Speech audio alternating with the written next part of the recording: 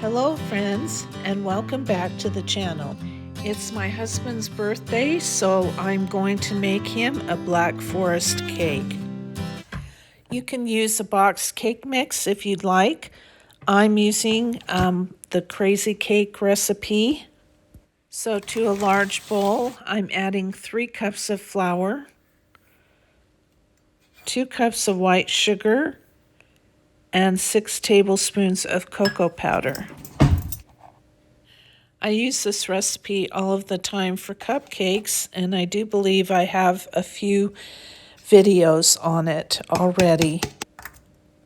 Next, I'm adding 2 teaspoons of baking soda and 1 teaspoon of salt.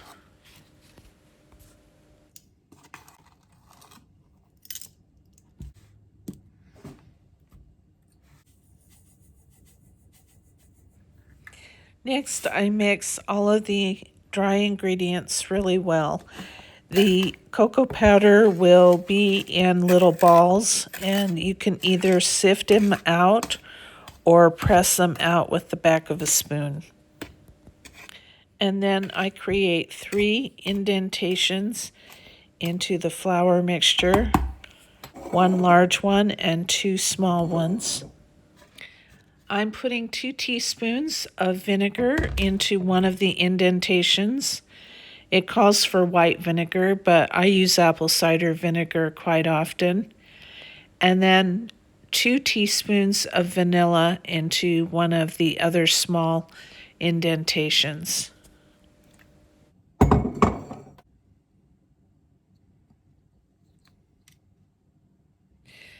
10 tablespoons of vegetable oil into the large indentation. And then I cover everything with 2 cups of water and then mix it really well. Just a note that I am doubling this recipe.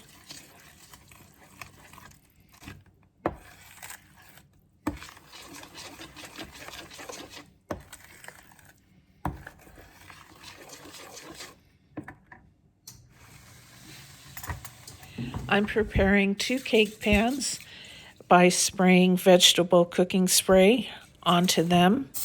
And then I add the cake batter to the pans, dividing it equally.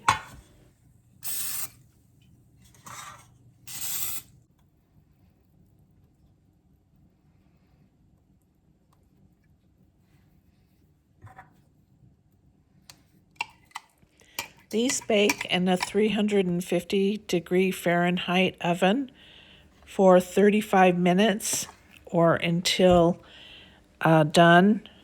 And you know they're done when you check them with a toothpick and the toothpick comes out clean.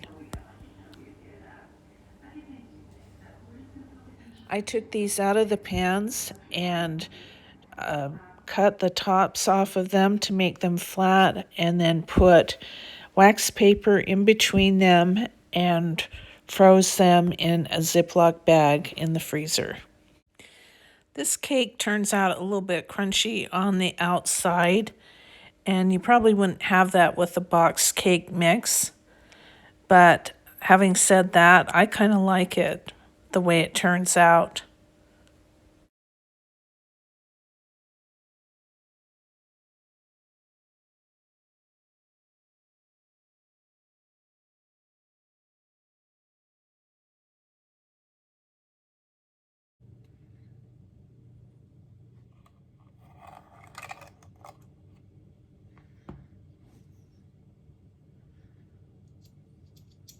Here I'm making stabilized whipped cream from a recipe that I found on sugarysweets.com.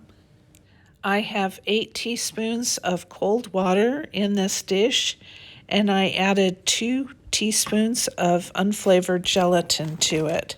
So now it needs to sit for a few minutes and bloom while I whip the cream. I put my mixing bowl in the freezer for about 15 minutes, and I'm getting my mixer ready. I am adding 2 cups of whipping cream to the bowl. I decided to make a double batch of this.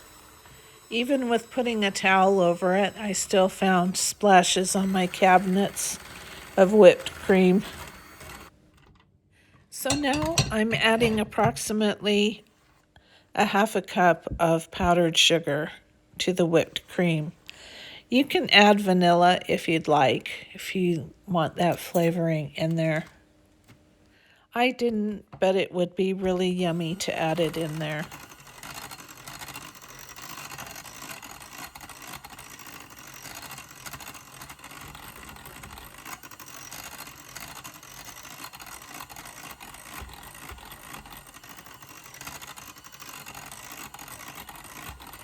So now it's time to add the unflavored gelatin mixture, and I put that in the microwave for 5 seconds.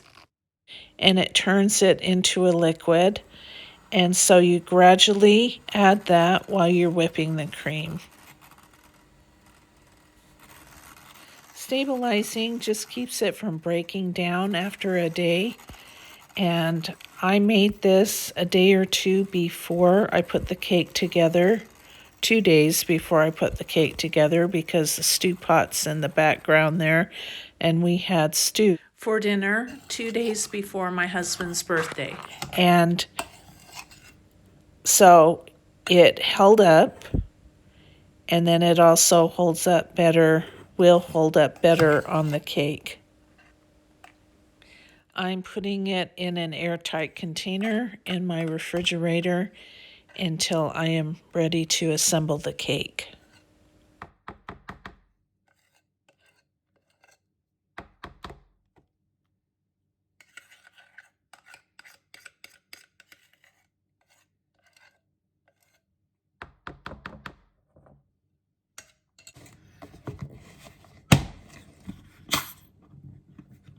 So now I'm making the chocolate buttercream for the cake. And if you want my recipe and my video for chocolate buttercream, I will leave that linked in the description box. But it's very simple. I made a recipe and a half of this. So I used 6 cups of powdered sugar, 1.5 sticks of butter, a couple of teaspoons of vanilla, as much cocoa powder as you want, and a little milk, and then just mixed it and whipped it until it was smooth and creamy. And I think that's the secret to a good buttercream, is mixing it or whipping it for about 1.5 minutes after everything's combined. And you get all that air in there, and it just makes it really smooth and fluffy and yummy. So now that the frosting's made, it's just about time, or I'm just about ready to assemble the cake together.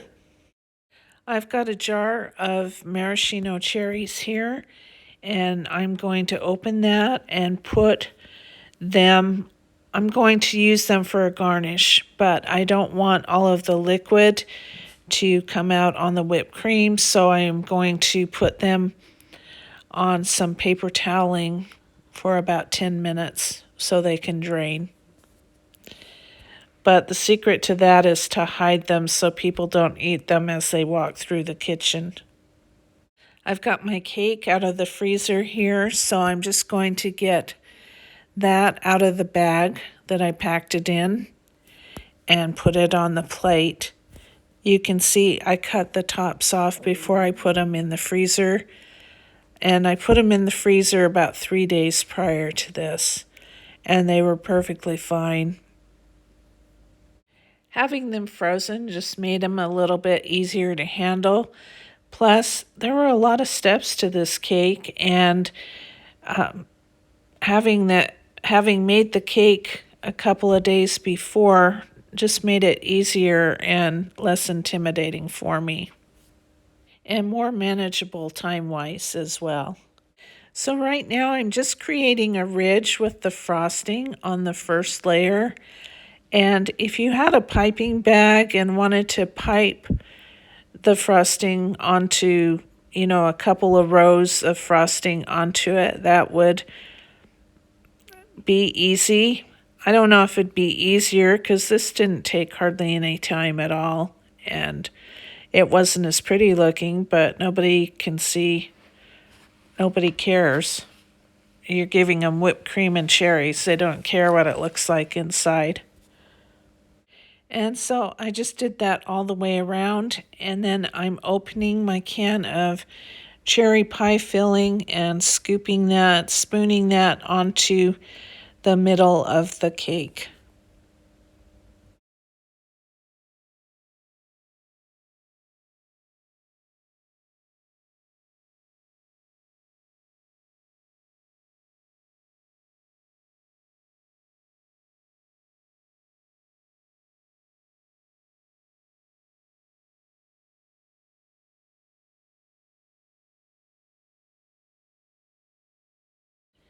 And then the whipped cream that I made a couple of days beforehand goes on top of that.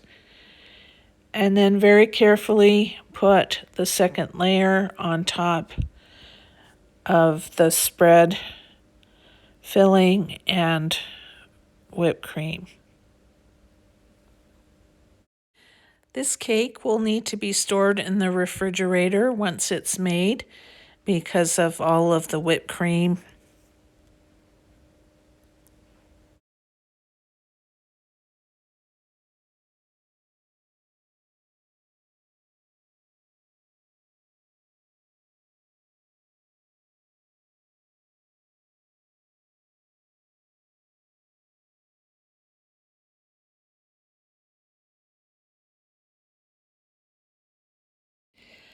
I get that centered and then just easy peasy, just frost the rest of the cake. I like to fill in the sides first so that the filling and the whipped cream won't come out. And you have to put a lot of frosting in there, but that's not always a bad thing unless you hate frosting, right? And I really did have an obscene amount of frosting on this cake, but I was kind of just making it up as I went. And so I get the cake all frosted, and then we'll go ahead and we'll decorate it. I had cleaned a space out on one of my freezer shelves, so in between all of this prep work and stuff, I would put the cake into the freezer. I was just afraid of the filling stuff since it wasn't real solid. I was afraid of the cake sliding, the top layer sliding. But it didn't. Everything worked out well on that.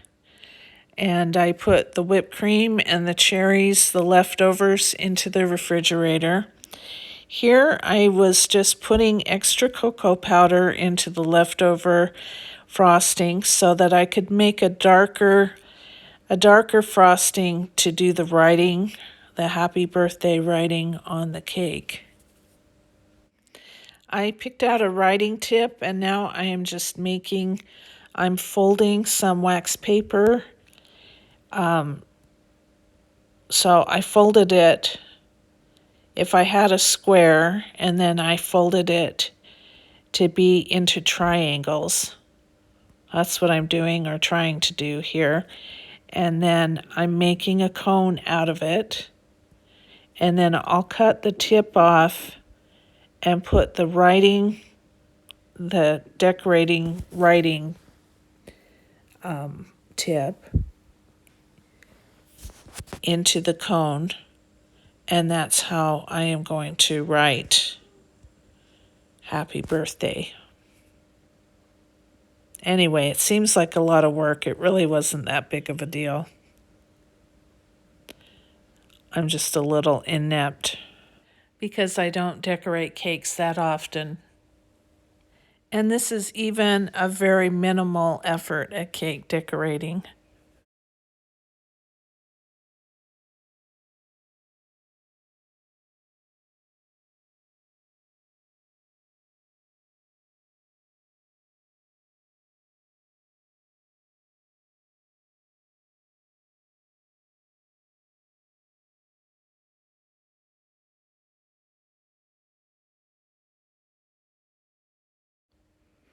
And here I am showing you how the frosting's coming out of the pastry bag, completely out of shot.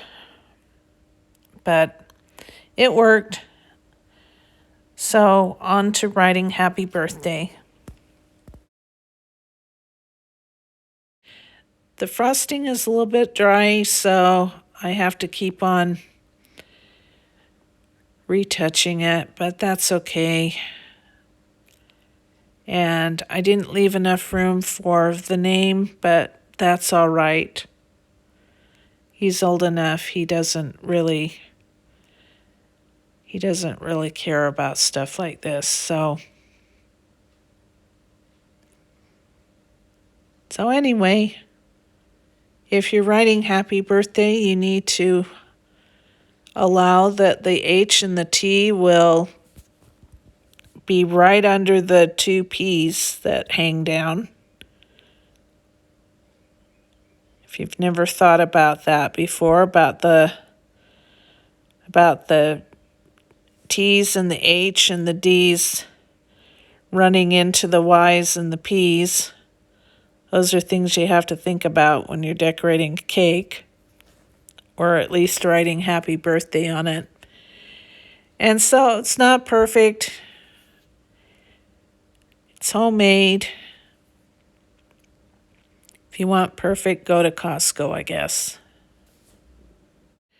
So now doing the same thing with the wax paper as I did with the frosting, only I'm going to put the whipped cream into this and use a star tip instead of the writing tip. So I'll cut the end off and put that in, and then I'm not getting super creative here. I am just making just little pillows of whipped cream.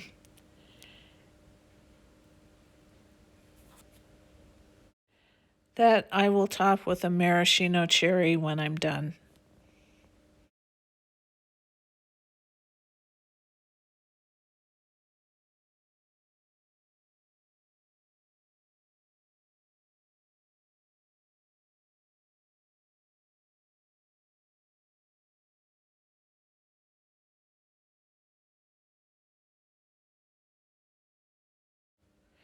So, voila. And yes, I do figure out after I put it in the freezer that I missed 2 pillows of whipped cream, and I added more cherries to that. And so here we have my husband's birthday cake. And I kept it in the freezer until we went to dinner, and then I pulled it out and put it on the counter to thaw while we were out at dinner. And then we came home, and after an hour or so, we had birthday cake and ice cream and sang happy birthday, and it was wonderful. The only thing that would have made it more perfect was if a few more people would have been able to attend.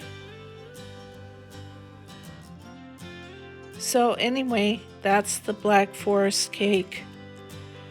It's difficult to cut and keep intact, but I think I was getting the hang of it after a couple of pieces.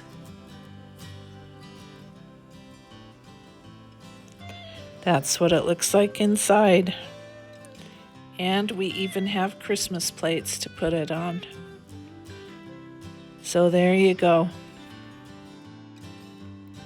So thanks for joining me. I hope you're doing well, no matter where you are and what life is throwing at you.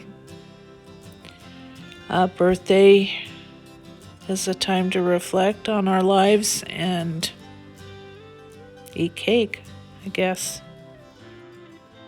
Please like and subscribe if you want to. Even a thumbs down gets me noticed, so I hope you have a good day. Thanks for watching, and goodbye.